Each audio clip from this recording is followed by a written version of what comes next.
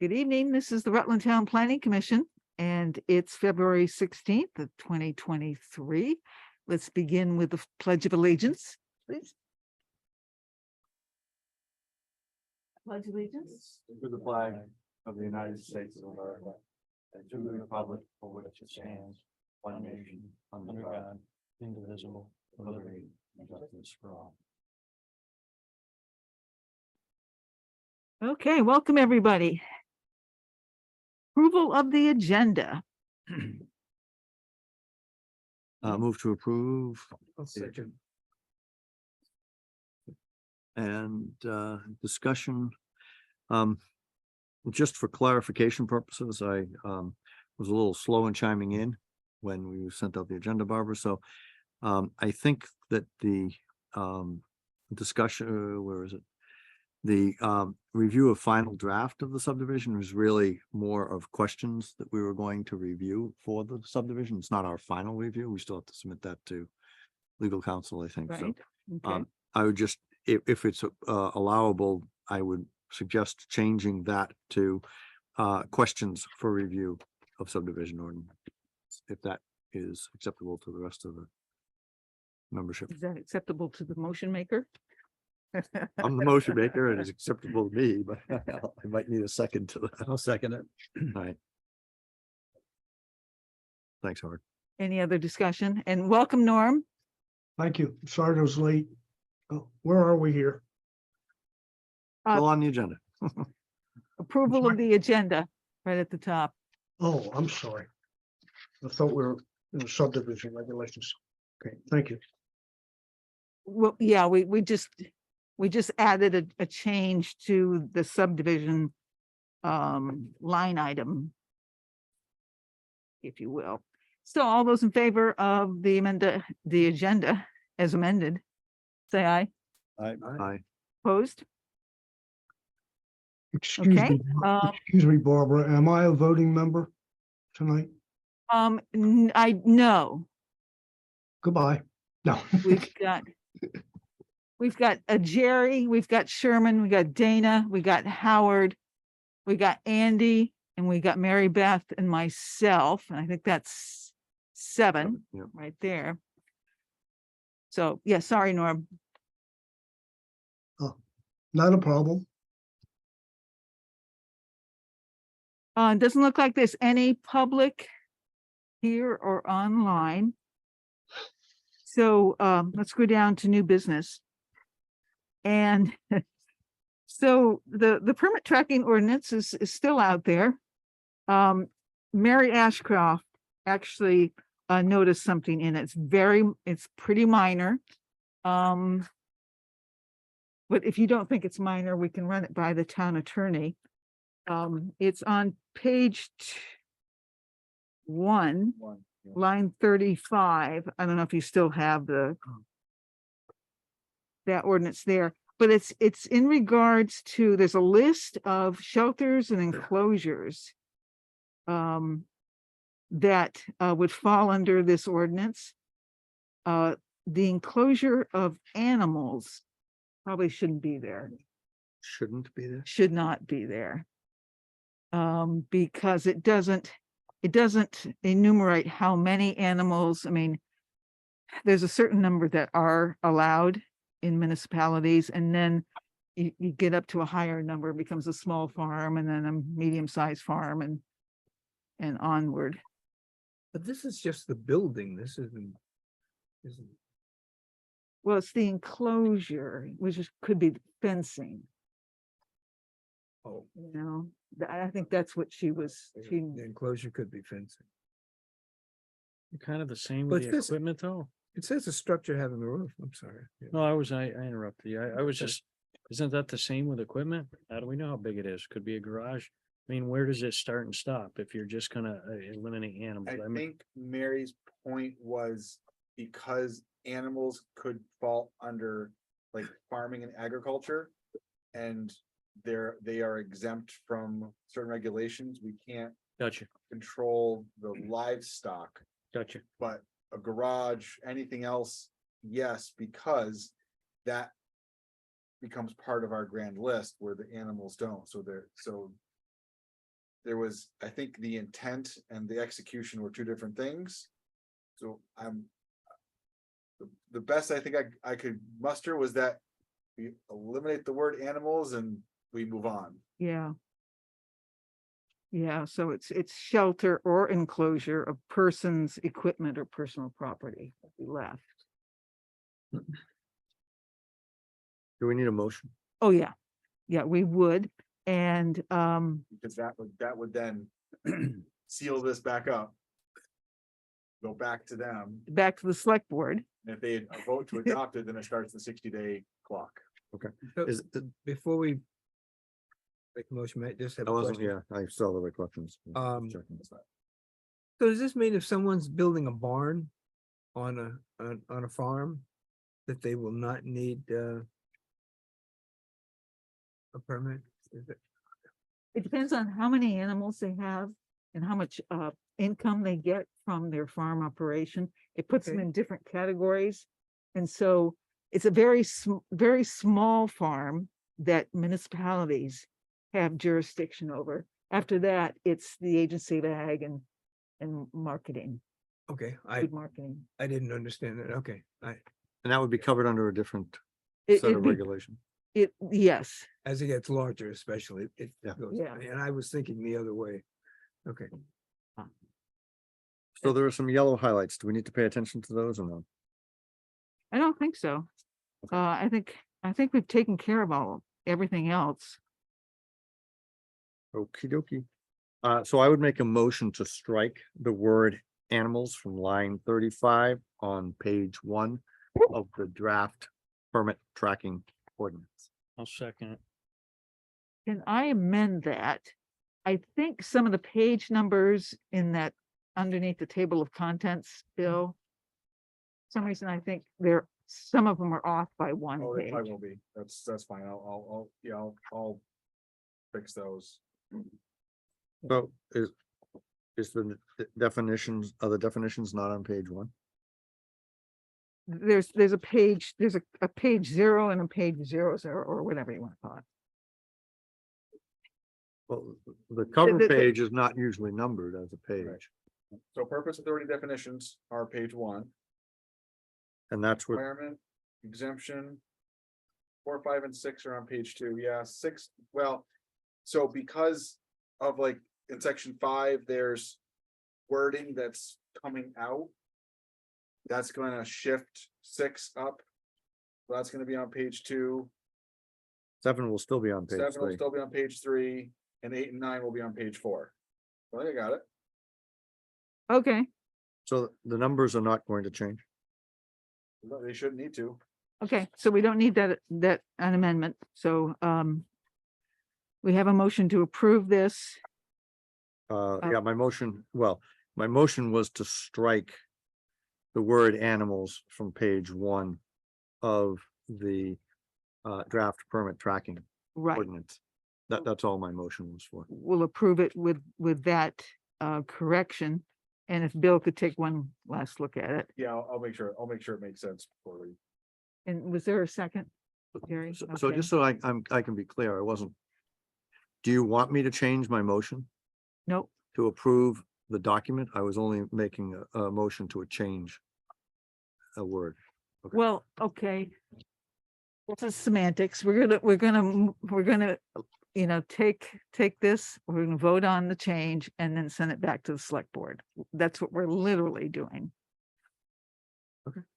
So my motion is fine as it stands. Is that correct? If I remember it correctly. My motion was to strike the word animals from the definition section of page 1 of the draft permit tracking ordinance. You included line 35 too, Bob. Oh, I did include line 35. I just don't want my second. the to not be recording machine appropriate. there. Yes, right. Well, thank you, Jerry. I did say on line 35. Yes, Thank you. thanks. Okay. Any other discussion? This. Did we we did not, so in this draft, we had discussed it, we did not do anything. Did you want to change the violation amounts? Because they are the same as they were before. I thought we decided to keep them the same. That's fine. now is the best time to, if you wanted to do it, now would be the best time to do it, but. What is the group's thinking on that?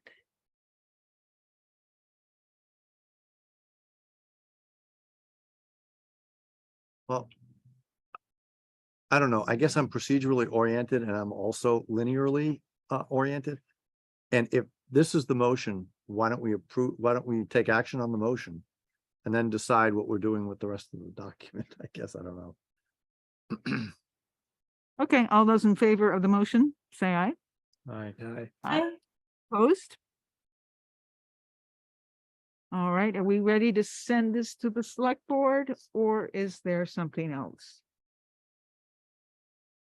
I thought we talked about leaving those violation amounts in place for now to see where it goes. That's how my I kinda recollection as well. remember it. Yep.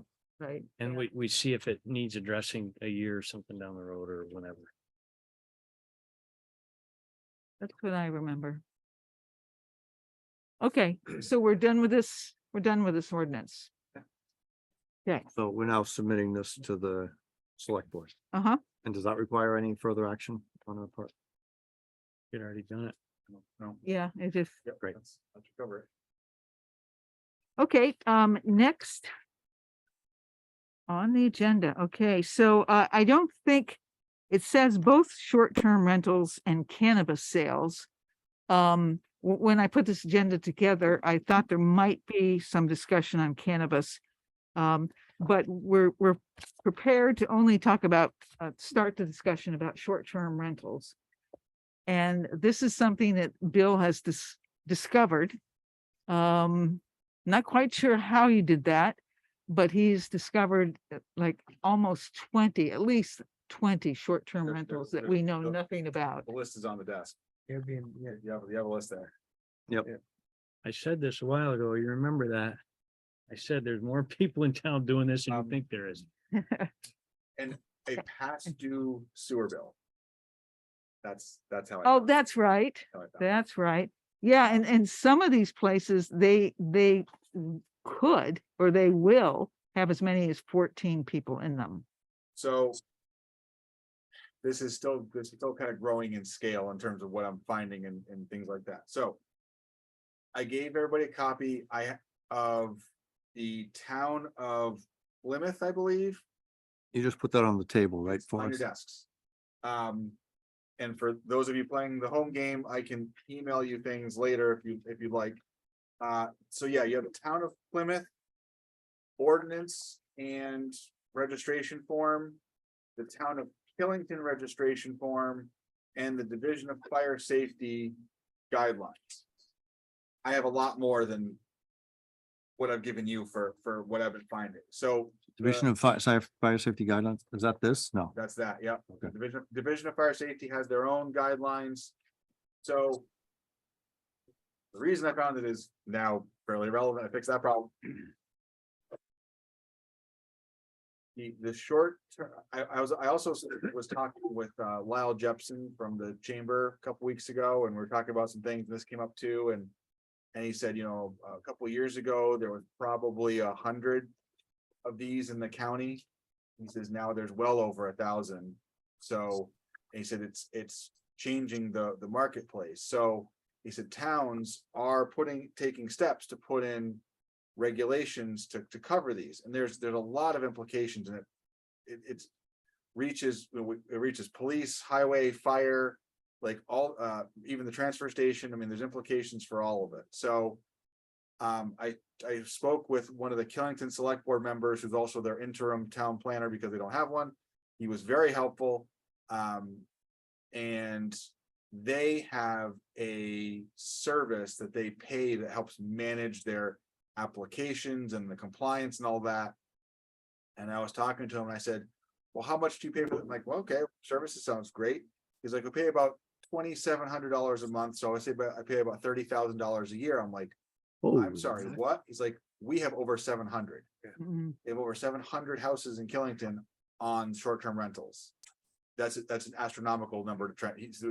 You cannot manage that yourself. So he says about 50 you can probably manage by yourself. So, okay, fine. So I started looking some more into this. He said that there were issues up there because people that were legitimately renting were having trouble with people that were illegitimately renting. People that were advertising their houses can sleep 12 when they should only be 4. To try and increase the people in there, to increase the rental rates. So the really it comes down to kind of the quality of the neighborhood. If you have a house that has, if we have no regulations, for example, one of these houses that sleeps 14 people, you're talking 3 or 4 or 5 cars. If the driveway has no capacity for that, they're going to park on the street. We have nothing that says really that we can lean on that with. Wastewater permitting and things like that for bedrooms occupancy becomes a problem. Mm. If they have a fireplace and they fill it full of wood and they catch the house on fire and the fire department shows up, for a normal house where you'd expect 4 or 5 people and there's 14 people, it's a tremendously different approach.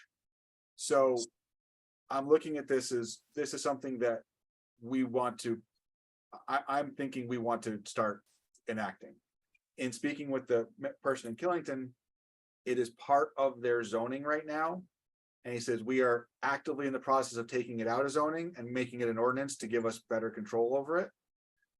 They are having an ordinance drafted by our town attorney, not on our behalf, but on their behalf, same attorney. So that's could be helpful. But I've got several copies here. So Killington's regulations, Plymouth, Woodstock has their own, the village and the town of Woodstock each have their own. There's other ones too. So the general, and there is a fee for all of these. So like Killington does it November 1 through October 31 to line up with ski season. And they charge like $100 a bedroom. That's the permit fee for a year.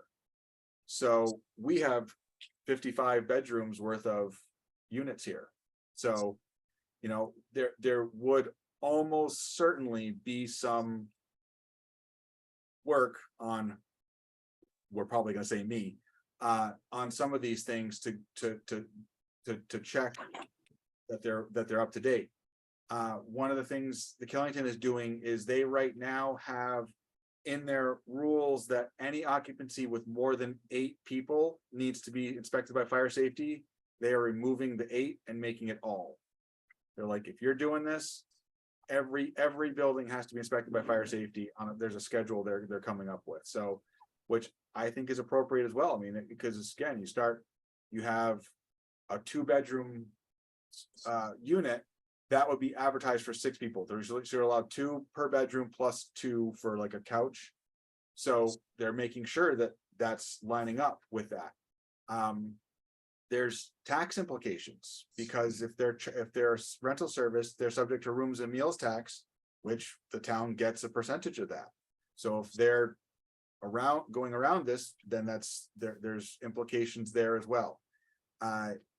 If they use the service specific, like I checked and like Airbnb has a Vermont tax ID. So if someone rents through Airbnb, the fees go through Airbnb, they pay the tax on behalf of the owner, that goes to the state, but not all services do that.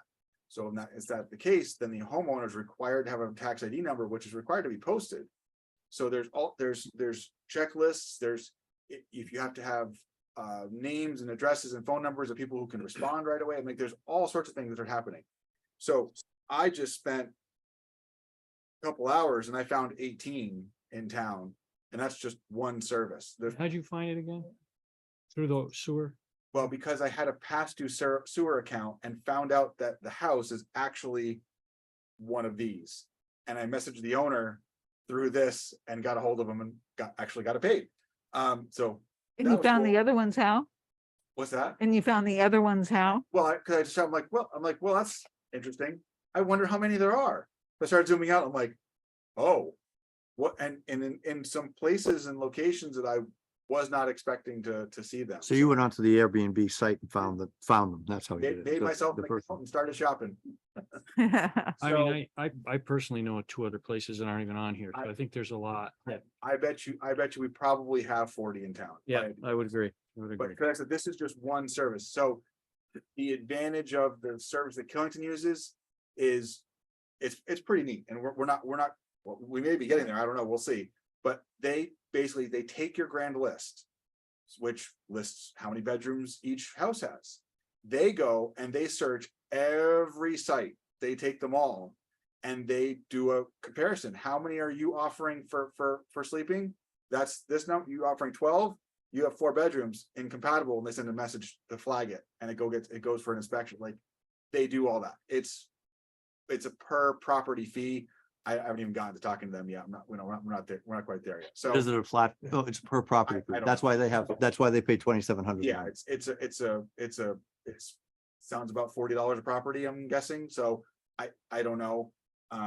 But you know, this could be, we have a health officer in town, which has done inspections before for units, so that may be something appropriate, but this could be a big task. Right. It depends upon what it is, but you're absolutely right. There's more. There's no question there's more. And the way they get advertised, you know, there's different ways to find it. So some of them could be a little harder to find than others. Some towns actually have a form to report a suspected one that's off the books, so people can know. And the select board member in Killington, he said initially there was a lot of pushback to this from people that were renting it. He says, but ultimately they found that it was leveling the playing field, because it was catching the people that were advertising too many people for one unit and catching them, and they were getting flagged. So now they were on the radar. So it was actually helping the people that were doing this legitimately. Stage here. Donald Trump has been taking. So, but some of these houses go for $1,700 a night. So, Yeah. And what they're finding, what the real estate appraisers are finding is that, you know, just a regular house, all of a sudden, the income that they are bringing in, the value of these homes are just going way up. I mean, of all these rentals are just going right off the. Yeah. Box. I mean, it's really, Yeah. really So interesting. And so it's that could have repercussions for Oh, yeah. Yes, other yep. people in the neighborhood and. right. Yep. But, you know, you look at some of these and they are squarely in the middle of residential neighborhoods. Yeah, yeah. and Not intending for, you know, some of these, you know, 12, you know, when you get up into 5 and 6 bedrooms, that becomes a lot of people that will show up for a few days, for a weekend. And so it's not that it's not that we necessarily want to stop any of it. It's just we need to create awareness around this, because there's a lot of implications. Because if it's snowing and these cars are parked on the road, then the roads can't get cleared properly because they're not passable. Like, so Right. it becomes every department gets touched by this. So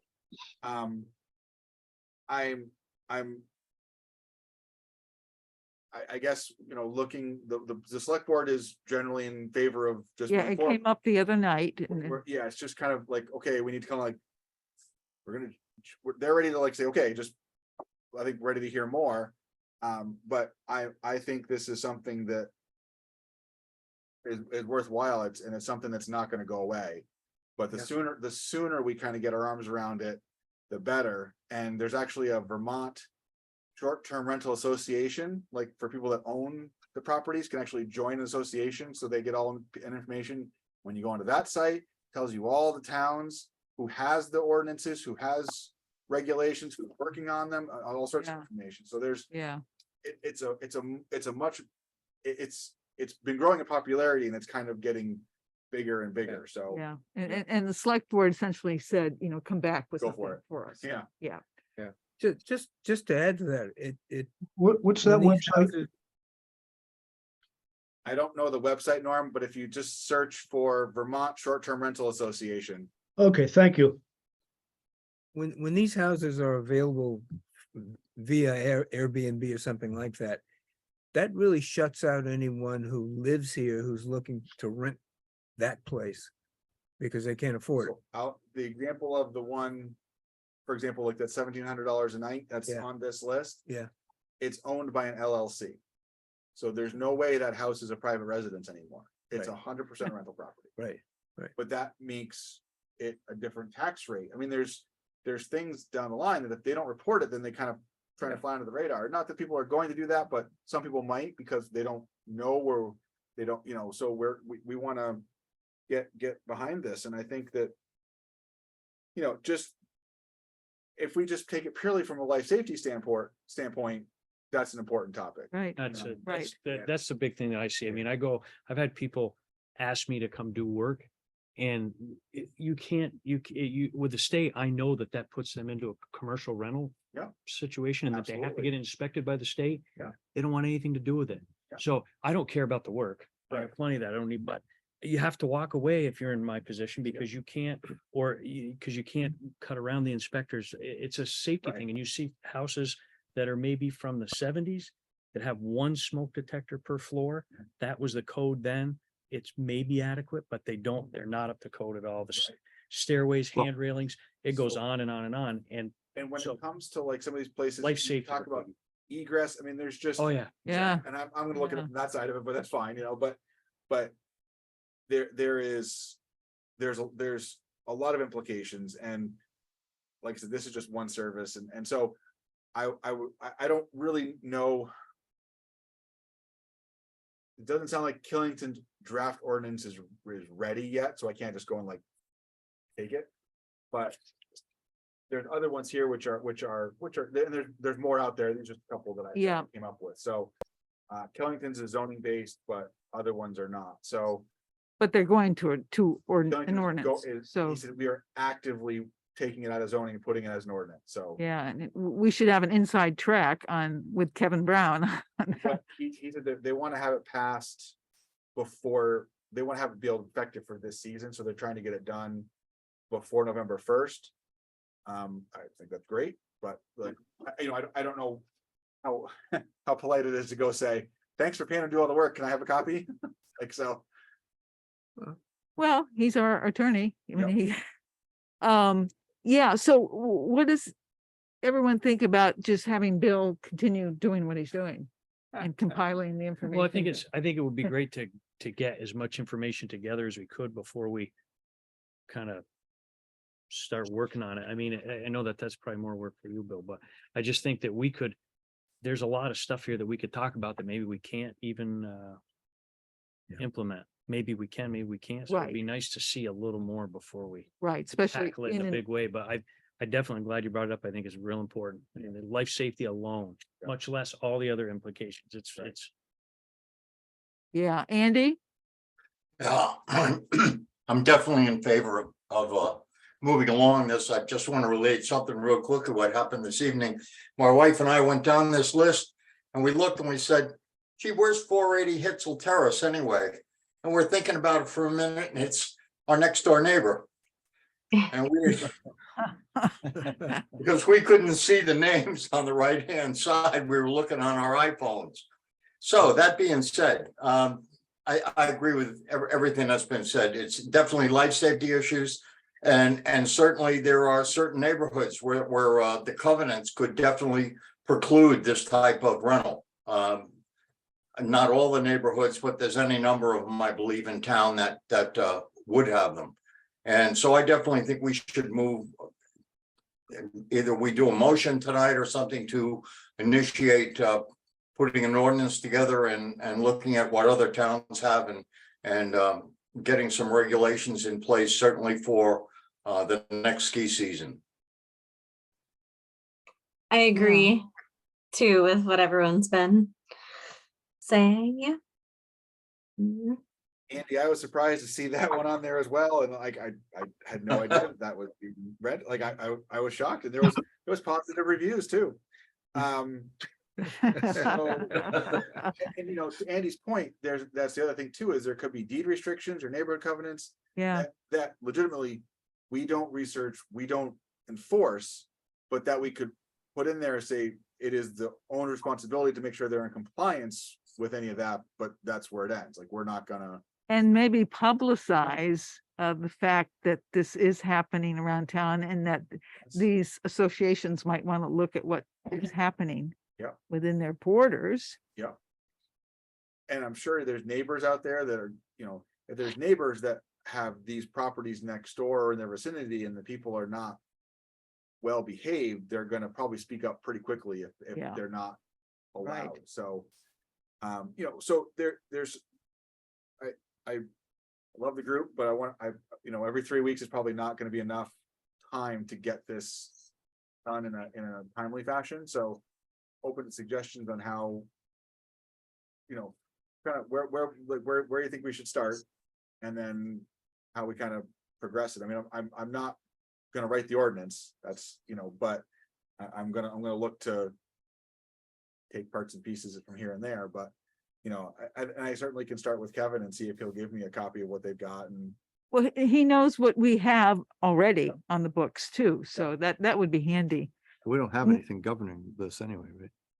No, but just some of the fire safety and the street, Yep. restrictions and all that stuff. Norm? Two things occur to me, and I confess that I'm not hearing everything. Some of your voices are coming over, and my hearing, of course, is declining every day. I think this is a major concern, safety concern. Some of these are older homes. If they're keeping 15 people a night, what's going to happen to their septic system? How close is it to a river or a pond or whatever? There are many, many implications, including financial.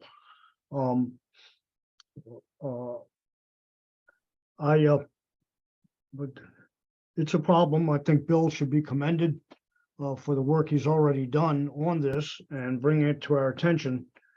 I think it'll be a long process. I don't think it's an easy one, but I think Yeah, we'll- but we've got some time to work with if we're looking at November. And we're looking at public, even though we're looking at a public hearing with us and a public hearing with the select board. I think it's still doable, especially at the pace Bill is going so far. So if it's I'm- okay with everyone, yeah, Norm? I'm wondering about as we undertake this, maybe get some input from these owners, let them know we're considering it. Put them on notice very early, ask for their input. Just, once we have a little better grasp on where we're going, just so there's no tail end, we have a public hearing and then suddenly everybody's surprised. So I think we ought to publicize it on the front end. Just invite them in for comments one night and maybe have some general outline. But there's nothing they're doing that is at this point violating anything that we have to on the that books. point, Norm. I'm sorry. I have some of the owner information, and I have 6 of these the owners are 100% out of state, not even close. I'm Like, sorry. not even the same. I have at least 6 of the properties that I found so far, the owners do not live in state. Well, we can still, And we still have their contact information and we can let them know maybe they can participate by Zoom. But at least there's notice and we're not going to be, it's a complicated area. It's important to everybody. It's important to the town. But if we give ample notice, we get off to a much better start.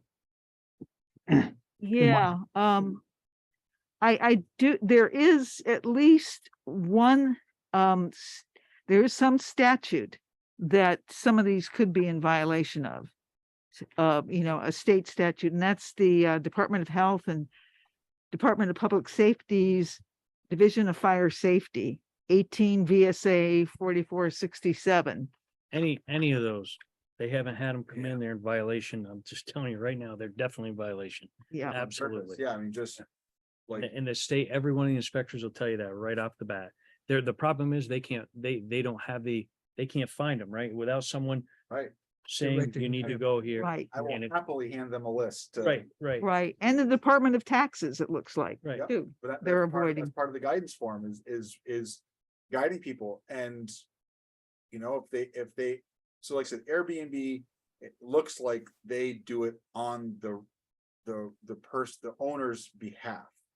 So the person renting pays all their fees to Airbnb, Airbnb cuts the homeowner the fee that they're getting, Oh, but yeah. I mean. Again, one of these houses is like $10,000 a week. So. Yeah. I just think it's It- really it adds up important that quick. we would not be looking to make it miserable for people, even though that's the first thing that they think is you're doing this because I'm making money at it or what. I think it's really important that Yeah. it really is more of, I think I think Bill said that it's kind of leveling the playing field. I mean, think of all the people that have built a 3-family house somewhere and went completely by the book. Why shouldn't these people who are renting their properties? So it's interesting. It's gonna be, it's gonna stir the. it's gonna Oh, stir it the Yeah. hornet's nest. absolutely is There's going no to. doubt. But And Andy. Yeah. Andy, go ahead. Yep. While we've been sitting here, I just clicked open Vacasa, which actually we use in Florida. And just opened up one of the houses. We stayed, this is quote, "We stayed here for 4 nights at the end of 2018. The place was great. We had 8 adults and 9 kids. And it fit comfortably in the house." And this is from one of the houses that advertises for 410 maximum.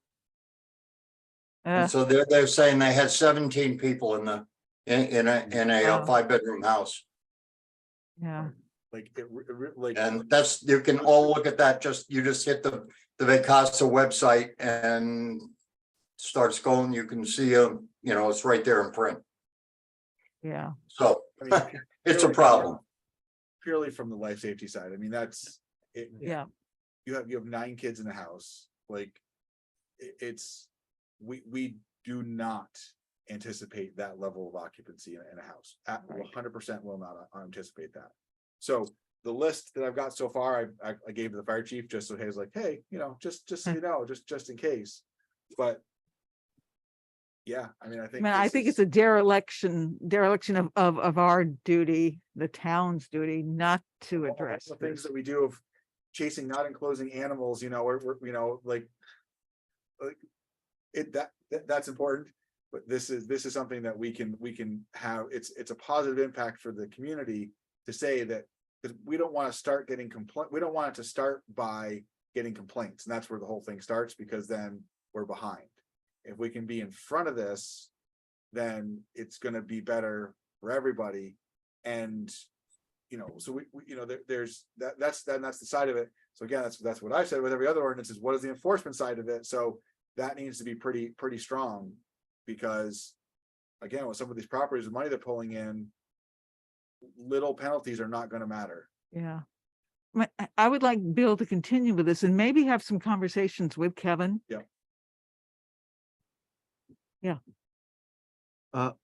Bill, have you consulted with Vermont League of Cities and Towns about? They have 0 policies or ordinances, anything on this. There's nothing. Okay. They have some references to state statutes, things like that, but they have no model policies, no model ordinances, nothing. Can you get the statutory references for us? So that we have those when we're engaging in this work? I mean, the ones that, if Vermont League of Cities and Towns has those. It wasn't even really easy. Like it goes back to some Senate bills and things like that, but they didn't have like an idiot's guide to short-term rentals that just doesn't exist. So the short-term rental association was a pretty good one. The Division of Fire Safety stuff was a pretty good one. Yeah. But there's some other towns that have. And this Tacoma Woodstock had some one's pretty references in good. there, but VLCT did not have a comprehensive overview. So what do we think the next step should be? Well, that's the question. Well, the select board is hoping to see us produce an ordinance, a draft ordinance. So. All right, so we don't intend to in any way attempt to control this or say this. Control the number of these. We just want to find out what there is now and try to have an ordinance that will cover that. Yeah, and determine the scope of what we need in the ordinance for restrictions to Well, cover that's- these health and that's- safety that's issues. what I was. My intent was not to prohibit them, was that we just have an arm around their behaviors. I understand. Exactly, Well, exactly. I have to tell you, the number of them, and this small number bothers me because I know of so many people who are trying to move here, who live here, who are trying to fill a job here Yep. that they have, and they can't find a place to rent. Yep. And as long as we have something where at least anyone who's providing an Airbnb service is following the rules, I guess that's what we need to do. So that's why we have part of a housing crisis. That's what And- has and been there's- identified at multiple levels, including at the state legislature. Someone has suggested looking at Burlington's and no. No. That's a whole different legal by itself. Yeah, So there's- What, their, that's- their ordinance? Yeah, their regulation. I would Oh, stick yeah. with the It's- seasonal sports That's- areas. Whoops. Yes, that's what I'm doing. But like, for example, there's 3 on one street. Yep. Like. And the owners are not local. So, it's an interesting thing that. I fell down the rabbit hole. So, Making love. There was a segment done by Vermont Public, I want to say 3 to 6 months ago, about the housing shortage and how this approach, particularly by out of state property owners, was making it almost unlivable for residents of Vermont to find one, a home to buy, or 2, an apartment or home to rent. So, I mean, the implications of this go far beyond controlling or regulating how things get registered, but you can't get to that point until you've got something on. And that's, Wouldn't believe how many of it, it's amazing, you wouldn't believe how much I see. I see people building brand new houses with a finished basement that they don't need, saying, we're just gonna Airbnb it. And that, which puts me in a weird spot due to the state and what I've got to do, but it's that exact thing. They're not saying they're gonna put somebody in there to rent it. They're gonna just do short term, and it's a crisis for sure. I know 2 people who own condos just for that. All For they that do, purpose. just Airbnb 'em, yeah. And Huh. so it is, and I don't, my aim was not to prevent anybody from doing it or Right. stop anybody from Right. doing it. But if they're gonna do it, there's an established set of rules. Right. Right. The state's already come up with, like. Your choice is to participate, our choice is to make sure you're doing it properly. That's it. Yeah. Right. That's a, and an added benefit is the tax revenue that Well, Could the come- permit revenue, but in looking at some of these, I mean, Division of Fire Safety is gonna, it will hope, but again, we're gonna say, well, Killington's got a great idea, they're gonna have them inspected, but that's 700. We've got, okay, we've got some 18, 20 now, we're probably gonna end up with 30, 35. Realistically, what's their schedule? And so how do we manage that too? Because, looking at some of this, so there's some more things I gotta get into, like what's the inspection schedule? Is it every year, every 2 years? yeah, Do we take on some of that? So if our health officer takes on some of that, then when he goes to do that, then his reimbursement comes out of the permit fees. Mm. So it's offsetting some of the regulatory costs that we have involved in it.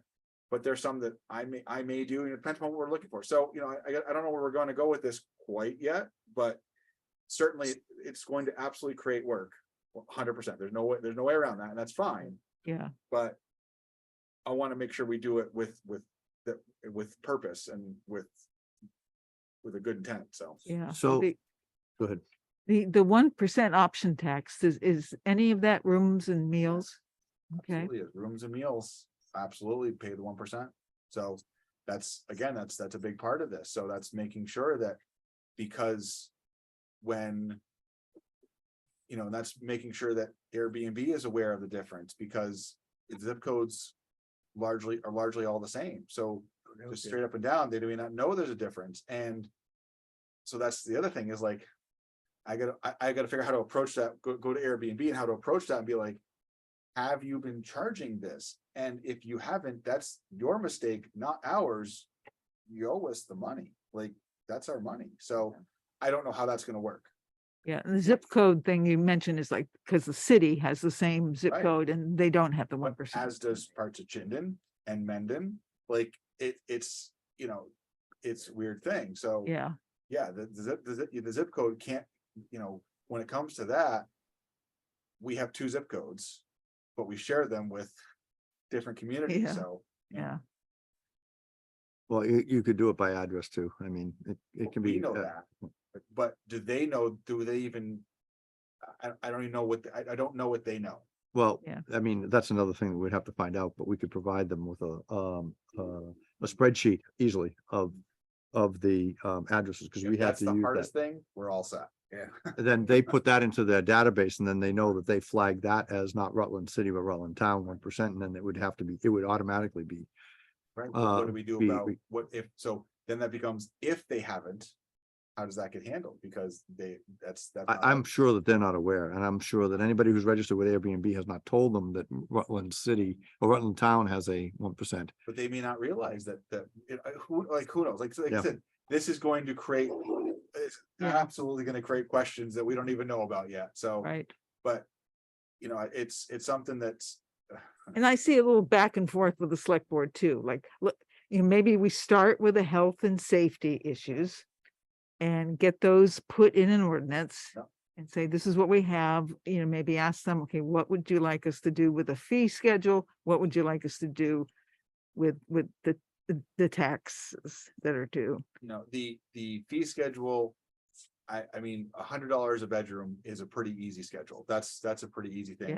Yeah, It doesn't, it's easily verifiable. We have listers cards that say, like, we can verify that stuff. So if they're listing it for 5 bedrooms.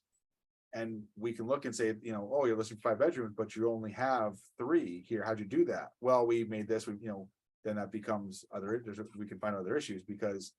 Like, Killington said they were having. With some of these, before they started regulating it, they were having terrible problems with wastewater management up there because. The excess people for houses that weren't permitted for the usages were having tremendous usage. And it was causing problems, so. It fixed that for them. Like there's other things that come out of this that mm-hmm, positive and negative unintended consequences, but they're there. mm-hmm. And you can compare the fee schedules with other ordinances too, Yeah, that's. So, and so present that to us. I'm concerned with what we do next. I mean, we're We talking. can all agree, yeah, we want to do it now, like. Yeah, now we what? know we want to do something. What do we do next? And what's the next step? Is it to count? You get a better count? Uh, We need to look at what's out there, what communities have ordinances that we can review too. I mean, if somebody's already built something and started, let's try to work off from it, right, to help with the. And I think the select board's attitude is like 20 is enough for us to take some action. So they may not want to see any more, surveying or studies of how many there actually are. I At got this the point- clear At message. this point, I don't think that trying to find how many more there are isn't. It's important, but it's not the top priority, Right, because whether that there or not is not gonna change what we do. right.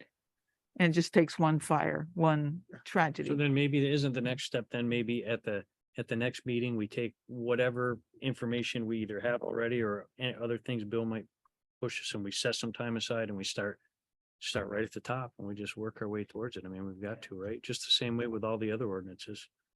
Take some of these like a deck of cards and start just folding them together and see what Start- comes out. Yeah, just start working on it. You comfortable with that, Sherman? Okay, The safety thing and look at the things that are in violation. That's really the important thing here. And we notice a whole ton of these that are definitely in violation. And I think then that obviously- trickles down to things like what Bill's saying. I just use my neighborhood as an example. Don't know if there's any in my neighborhood, but we all use a certain amount of water. We all get paid. But if somebody's using double that amount of water, there's just all those implications. Then it's in a septic system.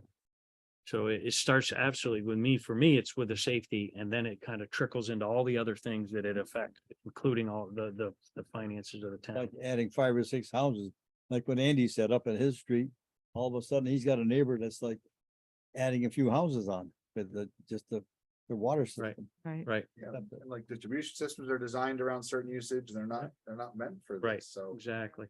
And I think the cars are an important thing too. in these neighborhoods, especially in the neighborhood Yeah. like what I live in. There's 3 cars out on the street. It just is an issue.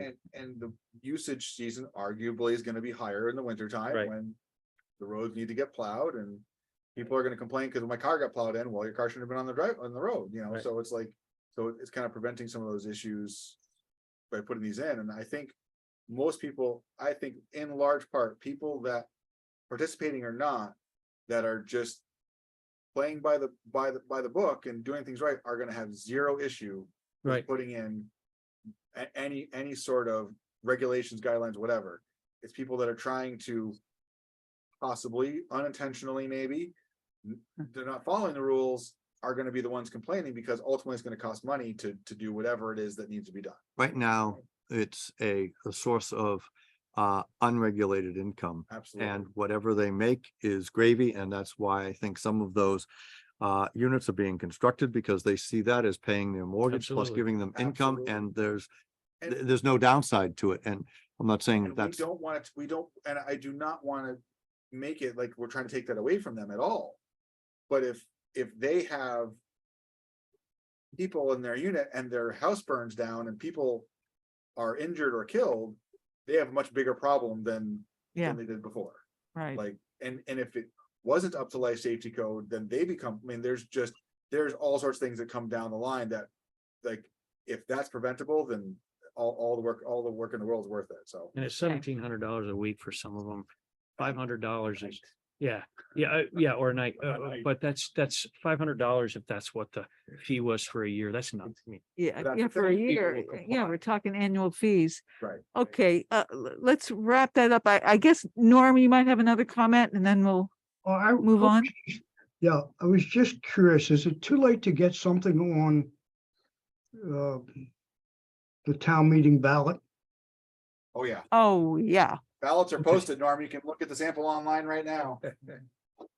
What would you put on, Norm? no, Well, I was just wondering in terms of notice to the public, if we had something like, should the town consider adopting regulation of the B&B of bed and I'd be scared- breakfast, I'd be scared just like- short-term rentals for safety I'd be, and other considerations. And that way the notice would be out, people would know, and nobody could say they never heard of it. But Yeah, that's there not a there are other ways of to doing that. Yep, I would agree. I'd Um, be nervous that in the Yeah, town it it's might too, fail. it's, and we're- it's too, Yeah. it's too late, but We it just have occurred to me, no need to take up any more time with it. I mean, I think it's our responsibility To notify people. as this I think it group just needs to to do happen, this. whether, Yeah. whether some people like it or But don't. like I said, Well, we- people that are not participating or participating correctly aren't going to care. No, they're not Right. gonna care a bit. They're gonna make sure they comply. And we Yeah. all agree that safety is a major issue Right, now. that's- Right. It doesn't matter what anyone else thinks. That really- I wasn't I'm sorry. One last word. Yeah, I wasn't suggesting that it wasn't our responsibility. I was just thinking about how to best get the word out. Not everybody reads a lot of things. The Circle, the website, this, that, or the other, but if it was on the Not ballot, many people vote on town meeting day either. well, but if it's on the ballot, it's got a better Yeah. chance in my Oh. view. It's too late. We could do Let's it. not- Yeah. We could do a postcard for that matter, just to Yeah. notify people and Yeah, direct them to the website or If something. if we put it on the ballot and people said no, then Terrific. it's like. Yeah. Yeah, we Jerry can just not said that, do it, yeah. and Yeah. That would not. We're be- I mean, dead in it the could be water. advisory, but that's way too much work for little benefit. All we need to do is notify people. We We've don't been need there to. with zoning. I think we, Okay, okay, okay, that's a good place to end. So what, do you need a motion? No, I don't. no, I don't think so. Bill's already been doing it. I don't really know what our next Yeah, step is, though. That's. I've got 8 things written down here and I'm not sure where we're I starting, think so. I think we start, I'll reach out to Kevin and see what I can get. And just start by creating a table of contents. What do we need it to have? Okay. And going from there. Based on our conversation, safety is something that we know that regardless of what else what other issues there are. Yeah. It is an issue. Yeah. So maybe we do what you said, Bill, but try to keep safety at the top of the list. So at least we could, maybe the first thing we focus on is just safety. And not these other tax issues or anything like that. And that way we can at least focus and get something done. And one more thing. If Kevin can just keep in mind that we have a health officer, it could be that person, it could be you, it could be a combination, just so he can Designated start, town official. yeah. Um, So if he can just start thinking about what might work, that he knows our town. Dana, if you look at the town of Plymouth, their short-term rental ordinance, it's got several statute references in there for Okay. different topics. Yep, I haven't had a chance to look at it. It So, was, yeah, there's actually They're several there. in there. So I'm sure. in what I gave you, and I have more, but Yep. they're not hard to, actually, like I said, the Vermont Short-Term Rental Association website lists by town, who has regulations, who doesn't, what Hmm. process they're in, like it's a pretty neat database. Okay. Well, thank you, Bill. It's great detective work and Okay. now let us help you with the ordinance. Sure. Okay, let's move to old business now. And Dana, lead us through the questions for review of the subdivision ordinance draft. Okay, so I sent one out and Bill has also provided one for us. I should have a copy, color copy. And I'll try to do this as efficiently as possible. We've got about 20 minutes is what Barbara gave us last time. Just gave me. So- It's down to 15. Oh, thanks. So we'll start on page 1. The first thing, very quick, and I mentioned this in my email. Mary Beth's language, I did make the requisite change to that language, and I included the word state permits, which had been omitted originally. So Mary Beth, thank you again for providing that to us a couple of meetings ago. People found that was useful. There's a link in there that we can use, and I made the change that I think Norman or someone else recommended and included the word state before permits. That's just for informational purposes. Number 2, once again, this is also an informational identification. So on this one, we have references to the Vermont Department of Health regulations on page 21. I think I made reference to this last time, and it may be outdated. So when I retrieved it from the URL that is in blue at the bottom of that paragraph, I found that is probably more appropriate. I don't know whether you want this to be referred to Kevin, or whether we wanted to somehow update or correct this reference before submitting that to him. So I'm just entertaining any thoughts that you have on that. Give me your direction and I can work with Bill on it. My thought when it comes to my thought in general, when it comes to sending this to Kevin, is to put in what we think it should say. Right. And not let him do the research. That would be more cost effective for us if we give him something and he might say, just change this or this, versus him spending an hour or somebody spending an hour doing the research on our behalf. Let's give him the document we want. Right. And see what he says. So to that point, Bill, in this paragraph, I said that I believe the Agency of Natural Resources has taken over this compliance Yep. requirement. And if there's consensus here, then this is the statement that we would put in, and the link would be the one that I have put down the bottom. If everybody's good with that, then we would include that and ask Kevin to review it for us. Sounds like a plan to me. Mhm. Good place, you gotta We would start, take- right? So that wastewater section would go away and be replaced by this. I think so. That wasn't what I was prepared to talk about Yeah. tonight, but this was just one of the references in there. That was Okay. 4.7. I think it's on page 21. Anyway, so I don't know if that's all of it, but I would include that. You and I will review the final, that document before we send it to Kevin anyway. But if everybody is good with this, yes, include it, then I will do that. with Bill and then send to Kevin. Mhm. Okay, Yeah, I think so. no, no motion required for that.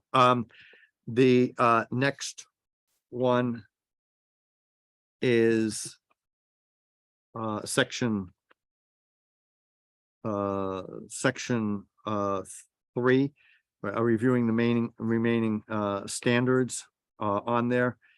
Management organizations, there's we need to have a discussion on a management organization to operate and maintain these facilities shall be required by the commission. And then the addendum, we need to have a conversation about that as well. I'm going to move on. In my email, I said that we will also need to have a conversation about section 4. The statutory references, we don't need to discuss. Those will just go as I have identified them before with my questions, and those will go to Kevin. I think that that's appropriate because we want him to check those references based on last time's discussion. Yep. So I will note those. You'll have all of my annotated questions about that. Yep. And then we can send them to him, but we'll have the rest of the things that we've decided included in the document. So we also should, I mean, we can talk about it later, but whether we want to, Kevin or VLCT. Right. VLC will be less expensive and probably faster. Okay, Neither is guaranteed. So it's, we can do either. It's just the first time we've used VLCT and send it back and saying, don't do it, which we're gonna ignore their advice. But we haven't yet done an exercise with them on this yet. Right. Kevin will be more expensive, and I do not know his timeline. VLC is less expensive, and I do not know their timeline either. Yeah, this might be a busy time of year for them, VLC. well, it's gonna be another month Everyone. before we get this into its final form anyway. It'll be at least one more meeting, probably two. And, we have a budget for legal advice, so that's not a real issue. That's fine. Okay, Back to 3, Dana, I don't understand what this management organization is. so if you go to the copy of the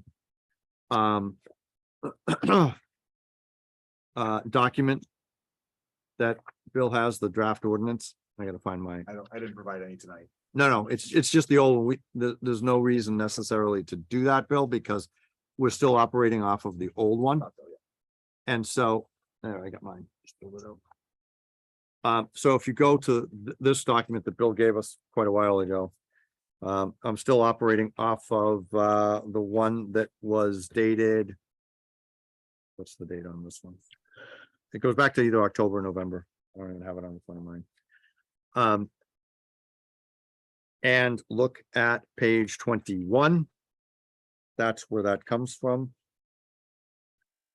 So.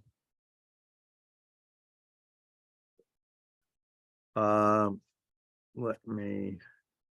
It was section 4.1. 3, page 24, excuse me, got the wrong page number. It's on there on my documents, page 24. So the a paragraph says management organizations, when a development involves common ownership of community facilities, open spaces, or other commonly held property, a management organization to operate and maintain these facilities shall be required by the commission. In other words, we're telling them that if there are multiple ones, they have to appoint some management organization. Do we want that? I think this was originally flagged by Norman, but correct me if I'm wrong, Norman. That was your thought. Do we require that now?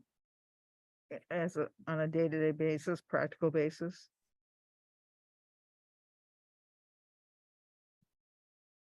I don't recall the conversation, Dana. And I don't think we had a conversation. You just flagged that as something we needed to discuss. Well, let's ask our legal counsel, whoever it is, what the consequences of taking it out might be.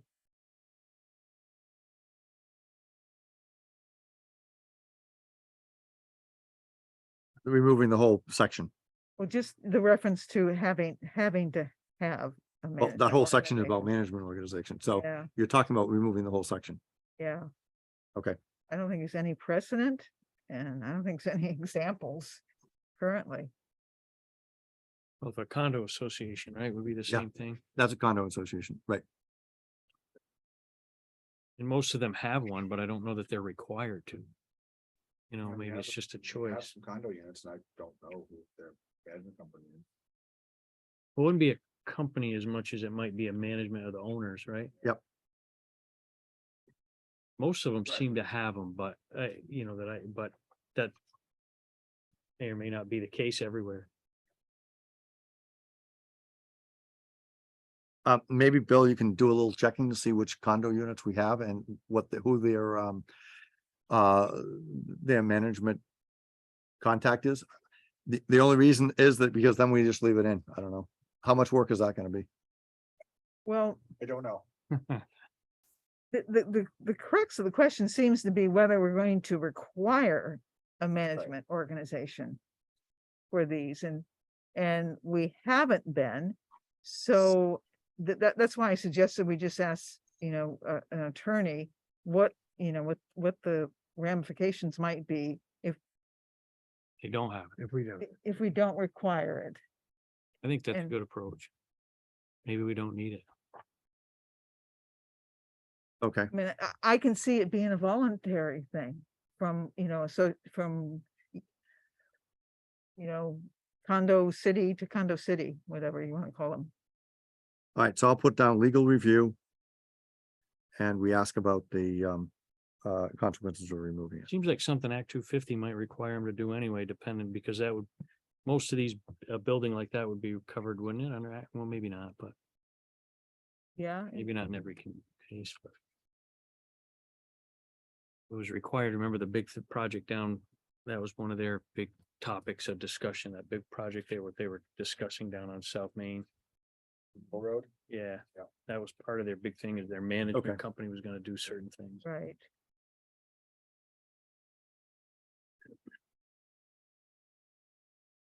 Okay, I've got my directions for that. B, addendum page 25, addendum A. Addendum A is the chart that you have on page 25, I believe. If things are going to be removed and put in streets and sidewalks, which may not be a ordinance, but it will be an ordinance. will be. We had a highway committee meeting the other day and we discussed it. And we actually ended up with me, the road commissioner and 3 board members at the meeting. And we're like this. It's gonna stay an ordinance. The issue with turning it into a policy is there's no enforcement. You can't enforce a policy. Ordinances are there for regulation and Right. enforcement, and that's appropriate. So it may not exist in the form it's in right now, but it will still exist. So, I mean, you and I had that conversation Yes. at the end of the meeting Yes. last time. And We- that's fine. It seems to me that would be the right way to go. The point on this is that if this is going to another ordinance, Yes, then this no longer is required in here because it will be captured in the streets and sidewalks ordinance. and that would be an appropriate move. So we're gonna, the consultation with the road commissioner, you've already done that. Yes. So that's done. And so we can say that this is okay to be removed. It's okay to remove that addendum and reference the ordinance. Yes. Okay. And reference ordinance, I was just gonna ask that if we should reference the, Right. streets and sidewalks. And we did talk about modifying that ordinance, which we are going to do. But it gets a little tricky because there's actually a part of that should come out of the ordinance and become its own policy. It doesn't need to be in there. There's other things that can go into the ordinance, so it will still retain its title. Yep. But its contents are going to be updated. So Okay. the reference is good.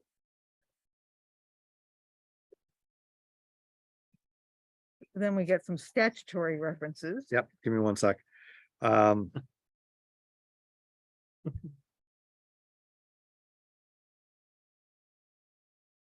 Okay. Statutory references, those are all gonna be in yellow up at the top. These statutory references we can send to the town attorney or Legal yeah, review. yeah, legal, right, legal review. So we don't need to go over those. I don't believe.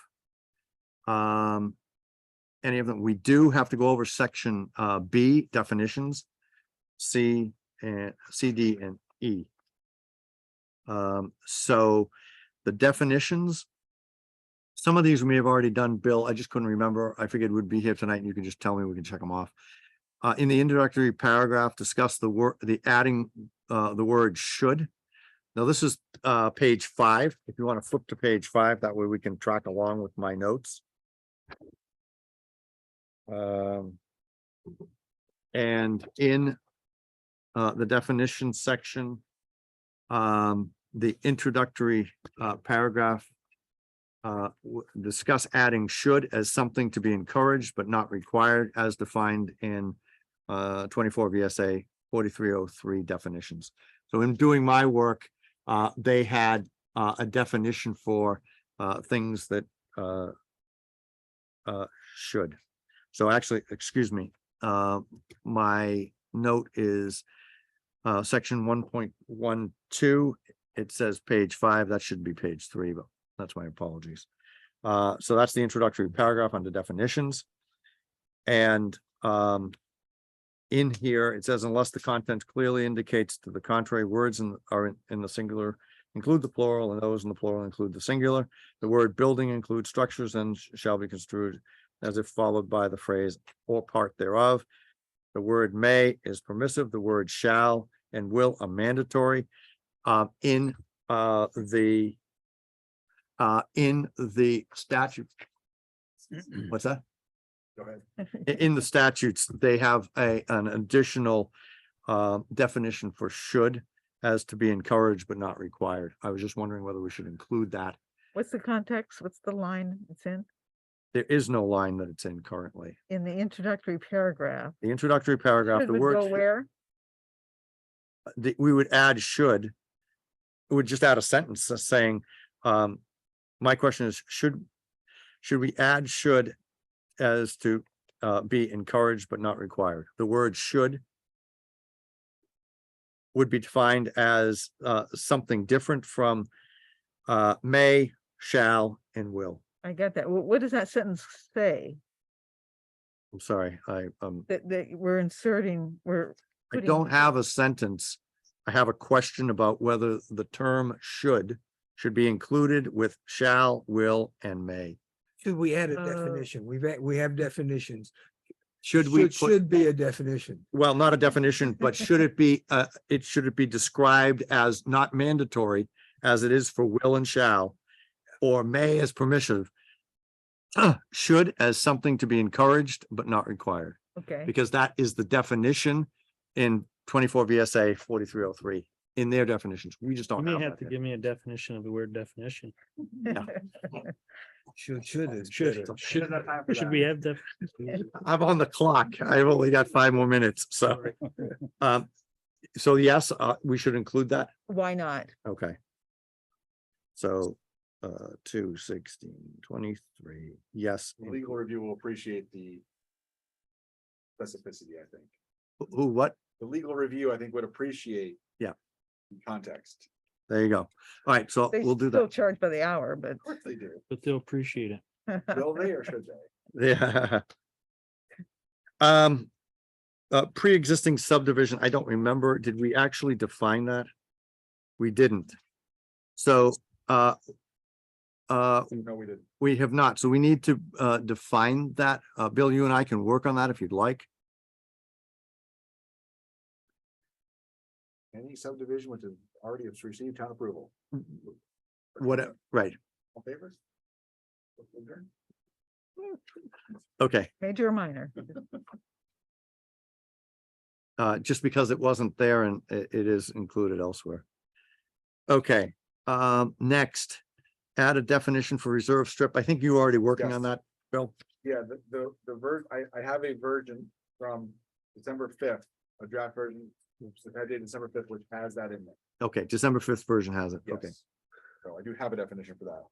But we'll meld ours together. Um.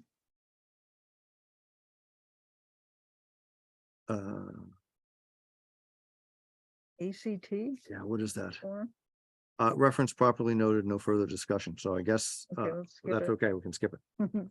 I don't remember now what it was. Commission. Oh, where it says commission. Act was under definitions. Act was Vermont under, Planning and Development Act. That's what it was. yeah, that was actually back. Yep. Vermont Plan, yep, okay, that's all set. Okay, done. The commission.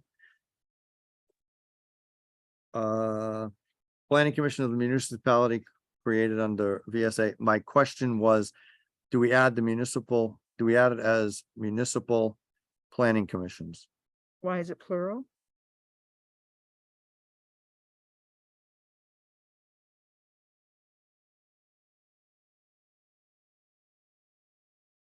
I don't remember. Maybe because that's the reference, that's the statutory reference. Okay, Commission, the planning commission of the municipality. It was just one of those things that I'd run across. If you think that it's fine the way it is, we just cross it out. look at it. I think if none of us can remember why we wanted to change it, I think we leave it alone. Well, We didn't have this was just one of those things that as I was doing hours and hours of research, it popped up. So, not needed. not needed. Okay, great. Official map, discuss including the reference. I had some trouble with this. We have official map describe the map authorized under VSA 4401. I found there was a reference to 4421, which directly references the adoption of official map, and I put that language under number 1. Okay. So a municipality may adopt an official map that identifies future municipal utility and facility improvements, etc. And that reference was not included there. So if we want to include VSA 4421, it would just be listed among the other ones that are already on there. So list it, and then town attorney can review it. Okay, so yes. List 4421. Okay. The reference number 2, reference to 24 VSA 4401B 3 is erroneous. There is no such reference. And this is in the mapping section too. Definition. It's 4401B3. It's the first one. It says the map authorized under 24 VSA 4401B3. There is no such section. So, I mean, do we strike that and or ask legal review to research that? If you're sure it's not there, let's just strike it. I mean, why would we want him to look too? I could be wrong. I mean, I will say my eyes got buggy after a while after checking all of these references, but Yeah, add it I mean, to- Bill, do you want to just double check it for me and then we just remove it? Sure. I mean, somebody other than I should probably just double check my work. So that's all I'm asking. Yep. Okay, so Bill will check. Okay. And then remove.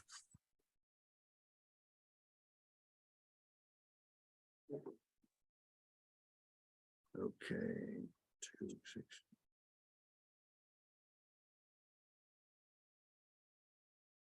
The next one, review section 4403.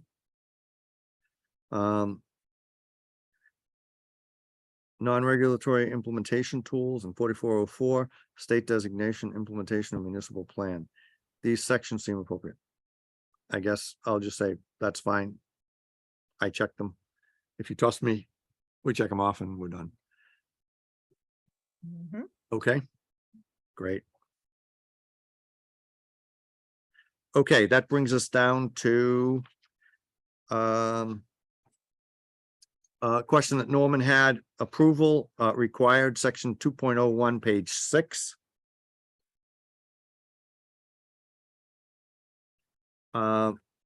We do not ask for a contract, so that section says whenever any subdivision of land is proposed, before any contract is made for the sale of any part thereof, and before any permit for this, the erection of a structure in such proposed subdivision shall be granted, the owner or their authorized agent shall apply for and secure approval of such proposed subdivision in accordance with this ordinance. The word that Norman flagged was before any contract is made. And that was what the conversation focused on. Norman, do you remember why you did that? Dana, I don't have the text of what this refers to here, so I'm kind of lost. Page 6, you don't have the draft ordinance with you? I couldn't locate it, so I've just got this outline and I'm finding it difficult to follow. Well, yeah, the outline was designed to be used in conjunction with the ordinance that we've been working on. What was the ordinance to which this outline refers? Was that part of the materials from tonight that Bill put out? No, I haven't had Bill do that because we've been working off the same one for the last 2 months. Yeah, I'm Yes, maybe the sorry, next I time, couldn't locate it. It, so I Next time, can't let's. include the can't whole thing respond. And whatever notes you have. Okay. So the question is, whenever any subdivision of land is proposed, before any contract is made for the sale of any part thereof, and before any permit for the erection of a structure, blah, blah, blah. They shall apply for and secure approval of such proposed subdivision. If there's no objection, I say we just leave it in there. In reading Well, this multiple times, I don't have any reason why we wouldn't. Norman, you were the one who flagged that. That's why I'm giving you an opportunity to chime I in. don't think we have the right, usually my experience has been that you have a contract and it may be contingent upon getting approval. So that's why this caught my attention, I suppose. It says before a contract is entered. Is that basically the language? Before any contract is made for the sale of any part, the That's- sale of any part. That just seems to be out of sync. It seems out of sync with my experience because contracts are we can't regulate contracts. We regulate the activity that they relate to.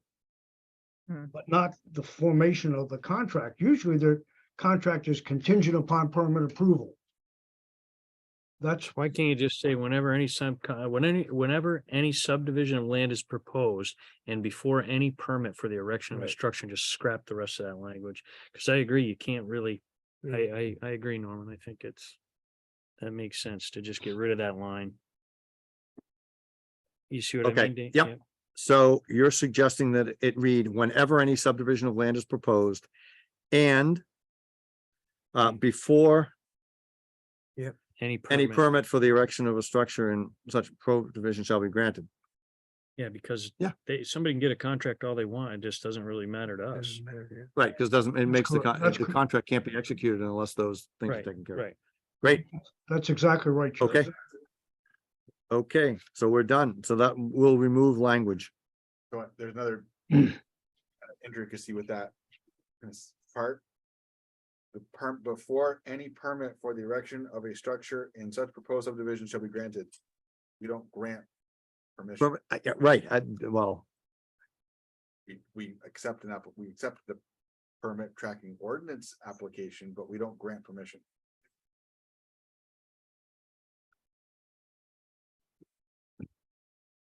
Couldn't be construed to include when we approve a permit? I'm not saying we take it out. I'm just saying there, we don't approve the building or not. we don't provide a permit. But permit, Oh. don't provide approval. They're required to file the permit. They're not required to wait for approval. Because there isn't one. And Right, before but- any permit of erection of a structure is and such, the owner authorized agent shall apply for. Flag that for the legal counsel. So yeah, I think that's, we make some notes to go along with it. Okay. Flag for legal review. We'll take the language, the first language out though, and then flag it for legal review. Yes. Okay. Yep. Agreed. Got it. Okay, great. Thank you.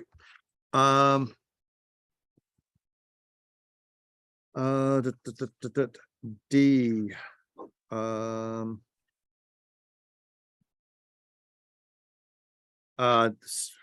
Subsection, 1 is for legal review for the town attorney.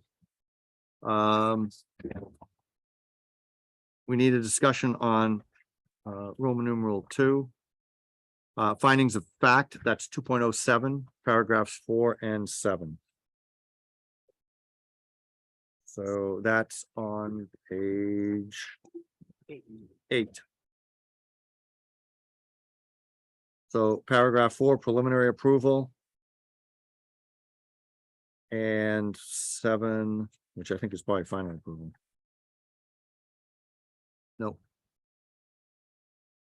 It is, yeah. Okay, so paragraph 4, finding of fact. That was something that Norman, once again, you flagged that as something. Do we do findings of fact? Well, And there is some reference to findings of fact in the statutes regarding planning commissions, but that's the only reference that I was able to find. So we need to decide how we're going to handle Well- that particular reference.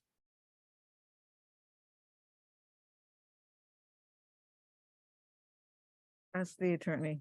Ask the attorney. it seemed to, I Okay. think, Bill, I'm sorry, Dana, as I recall our conversation, I don't think we do that. We don't make findings of fact. Findings of fact are very specific, itemized statements that the judge or administrative judge or whatever makes of the evidence, and then bases the decision on that. To my knowledge, in the several years I've been on the commission, we have never made findings of fact per se, maybe implied them when we ruled on a subdivision application. We haven't Yep. denied anything. This is regarding only the denial of that application. In my time here, I've never heard us deny an application. We've asked for more information, but we've never denied one. So I mean, that's probably why, Norman, we haven't had to do anything with findings of fact. So if we were to deny an application, we would have to give just cause for doing that, and that would be based on findings of fact. Yeah. That is defined statutorily about what findings of fact are, but we can certainly ask for a legal review for an opinion. Well, because I have never done it, I think I just flagged it, or we flagged it when we talked. Yeah. Right. But at least to bring it to the attention of everybody, that if we do deny one, we're required to do this. And it's a different kind of hearing. I mean, you take evidence, you base it on the evidence, your findings of fact relate to various exhibits, et cetera. That's usually in a judicial proceeding. I don't know that this is considered the same thing. I think there is a definition. It's in administrative proceedings also. It's in Act 250. There's a definition, Norman, and you and I can go over that if you'd like, in the statute that actually references finding of fact, but rather than debating that, unless you want to research it, I think we just turn it over to legal counsel I and we agree. ask the question. Yep, good idea. All right, thanks. The next one, paragraph 7 is actually paragraph 5, apologize, typo there. That should be paragraph 5. Also has the term, the amount of improvement. And there is a statutory definition for amount of improvement. If we want, we can use that. I didn't either inadvertently excluded it or just forgot one way or the other. There isn't a statutory definition that may help us. If we want, we can include that. And then pass it to legal review. It looks like something that should be defined. Yep. We didn't have it though in the definitions. There Yeah. is a definition in statute, so we can add for a definition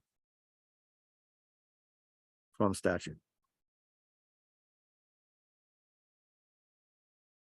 Great. Okay.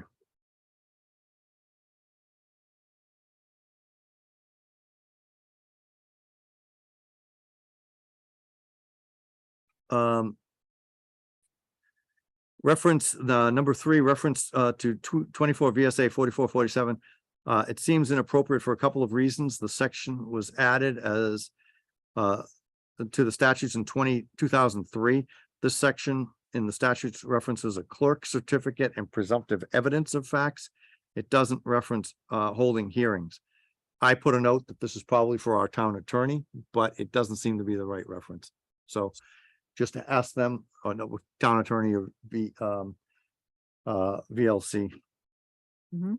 VLCT. So legal reference, everybody good with that? Mhm. Okay. 216.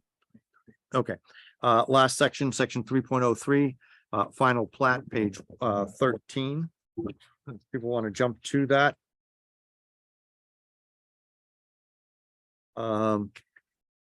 Need to review the contents.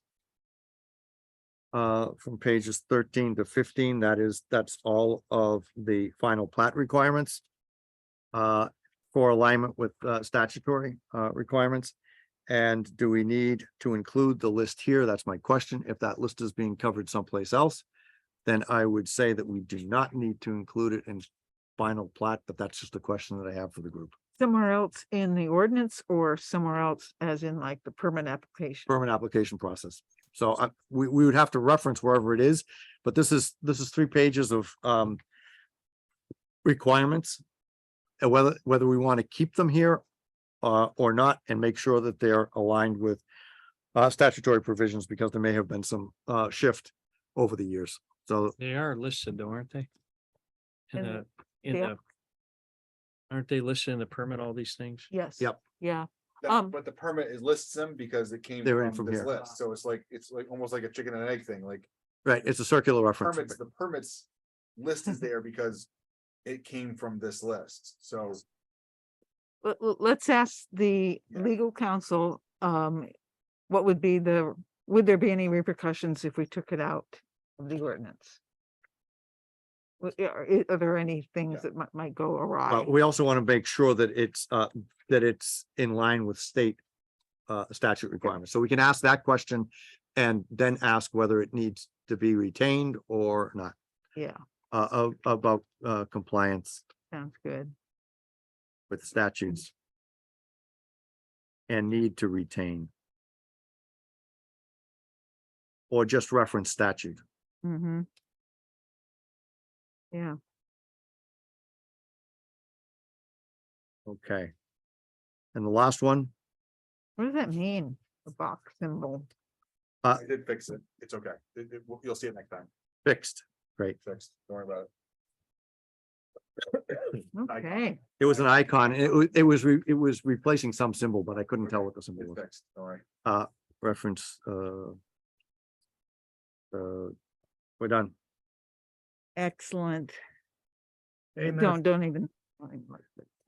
It was, we needed to spend the time. Thank you very much. for- Great job, I Dana. did my best. I did try my best to consolidate it to the 20 minutes, but we went over. did. Thank you. And Yep. Norm too, for all the work you put in. Yep.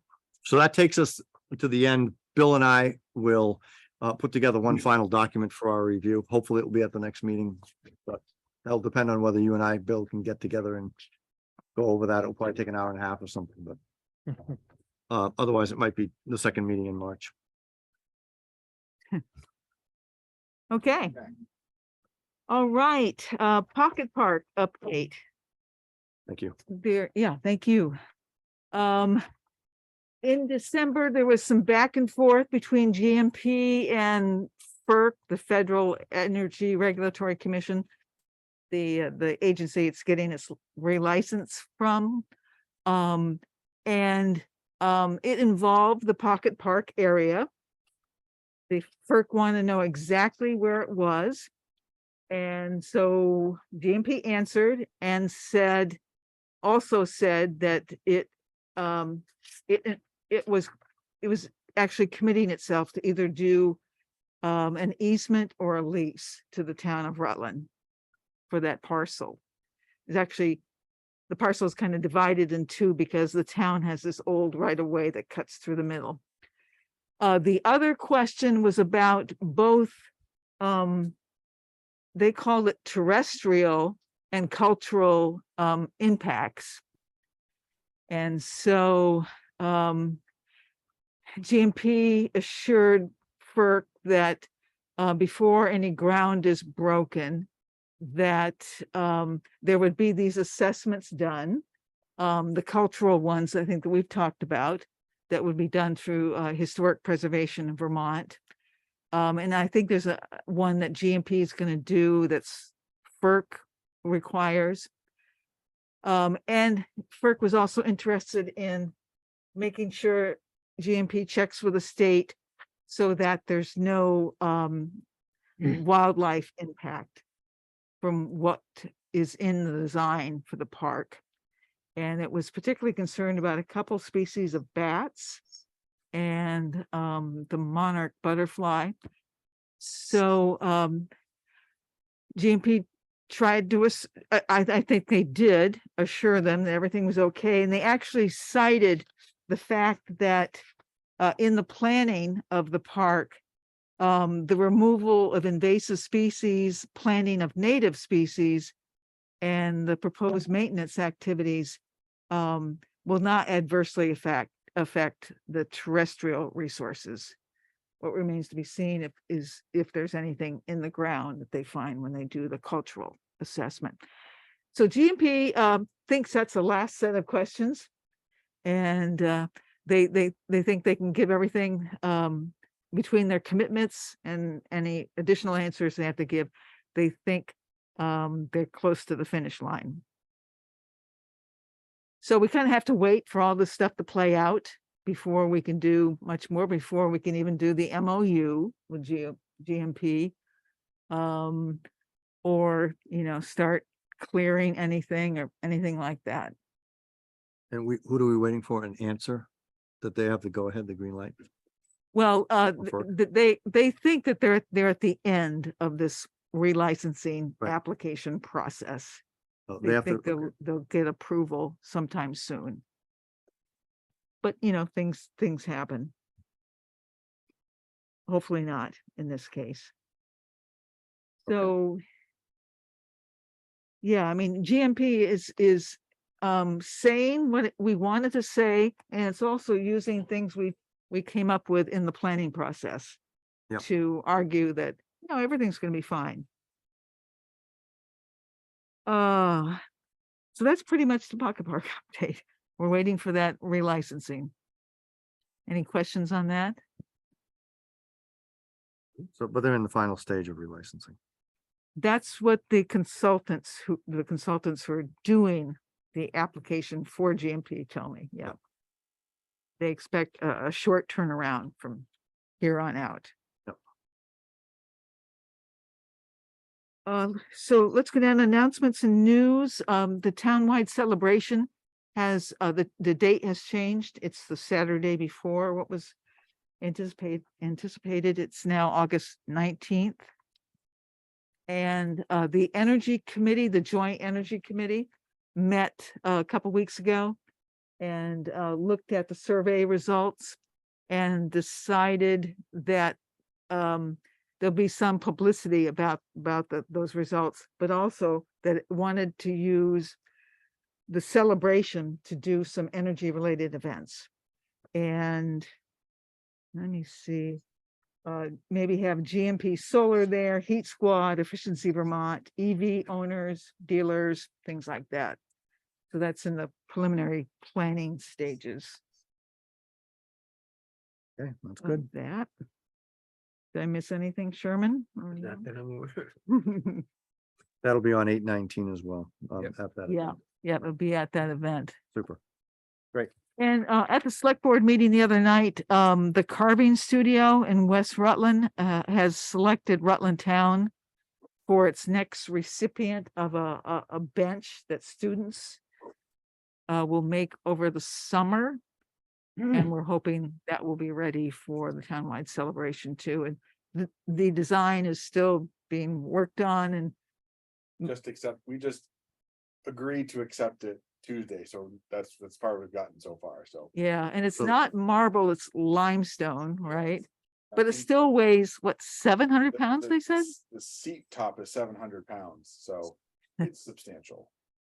Yeah, And it So would go accepted this where? as They a haven't gift? Decided yet. Great question. Accepted it as a gift. We have chosen to make a donation. Oh. But it's not required. and the donation is to, to defray some of the expenses of Right. having the kids stay and, Like United Way makes donations to them to help support this. This is just goes to help support the program, so. they haven't decided the location. Northwood, of course, is one of the options, but Dewey, out front here. So. And we have no idea what the design's gonna be. I mean, they've done dragons It can be and, community specific or it can be what the students kind of are inspired to be, so. Like if we want, we are eventually gonna redo the war memorial out front, so if we wanted to put it there, we could ask them to create a theme around that. If we want to put it in Northwood Park, try and create a recreation theme, like we could do, they've done trains, they've done books, they've done all sorts of stuff, so it's pretty neat. It'll be a pretty special gift once it gets here. Yeah, that's nice. yeah. Any other announcements? From anyone? Okay, let's go to the minutes from last meeting. Motion to approve the minutes of January 26th, 2023. Yeah, second. Okay. Any discussion of the minutes? I have one question. Old business number 2. It said, one more meeting is needed to finalize the discussions and is planned for February 6th. This is about the subdivision ordinance that we talked about tonight. I thought, but maybe it was off camera, maybe it wasn't part of the meeting, that we had moved that discussion to tonight. I think we decided that after the meeting. That's the only thing that I had. This is what was verbatim during the meeting. That was the discussion, yes. I think it's okay, Dana. I mean, it says it's planned. I just couldn't remember whether we had decided it in the meeting or after the meeting, that we were going to do it after the meeting had ended at this meeting, because I did know we had moved it from this meeting. That was the only question that I had. If everybody's recollection is that that was it, then I don't have an issue. Says Okay. Anything else? Was that supposed to be February 16th or February 6th? So I just asked. Old business paragraph 2, the last It word. was that was supposed to what be was tonight. discussed at the meeting. Originally, we had it it was supposed to be the 23rd of January and we Right, couldn't make was it. because of the we the hadn't ordered hub it. thing. Yep, and then we bumped it because Bill and I were both available on the 6th. I thought that we had decided that we were gonna move it to the 16th. Okay, It could be either. It could be, it doesn't matter to me. It's a change of putting it on as a 1 in front of the 6th. Is it worth it? It will be in this meeting's minutes. Right. That's what we did. We took it up and we. That's the only question. Yep. If everybody's fine with it, then I don't have any other. Anything else before we vote? Nope. Okay. Okay. All those in favor of the minutes as it presented. Yeah. as presented, yep. Say Aye. I, Aye. Opposed? Okay. Okay. Is there a motion to adjourn? We'll move. Second. Okay, we're adjourned at 8:15. Thank Good you night, very much.